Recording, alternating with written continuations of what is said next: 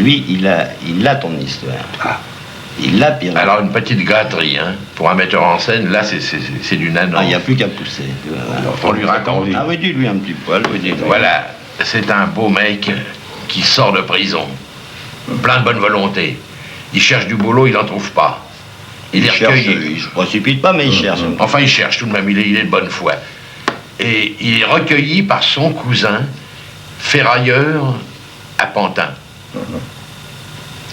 Et C'est là, là que ça devient bon, vas-y. alors là, ça se noue, là, ça devient chilien, tu comprends?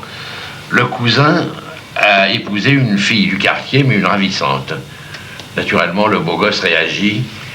Il est paré aux yeux de la cousine, tu sais, de l'auréole de l'aventurier, et l'irréparable s'accomplit. Seulement le cousin s'en aperçoit, et ça se termine par un duel au couteau. Ah, tu vois la scène? Un duel au couteau sous le pont du chemin de fer. Ça commence à Paris. C'est un gars qui sort de prison. Un beau gosse. Oui. Bon, il a fait des conneries, oublions. Il cherche du boulot. Il se bouscule pas, mais il en cherche. Et il finit par être recueilli par son cousin, qui habite Tahiti et qui tient une pêcherie de perles. Pas mal ça déjà comme décor, scope couleur naturellement. Oui. Mais le gars, il est marié avec une fille, Gironde Belmont. Bon. Ce qui doit arriver arrive. Le taulard tombe amoureux de la femme du cousin. Alors c'est là que ça se corse, c'est là que ça devient échilien.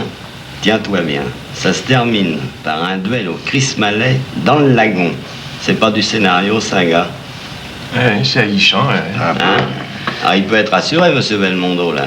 Oui, mais Quelque chose qui te chagrine? ça peut pas se passer plus près parce que Tahiti. Moi, j'aimerais mieux peut-être Paris ou un quartier un peu qu'on n'a pas tellement vu. Pantin, non? Ah, Pantin, alors là, ça pose des problèmes. Ah, comme tu dis, C'est ça en pose au moins deux.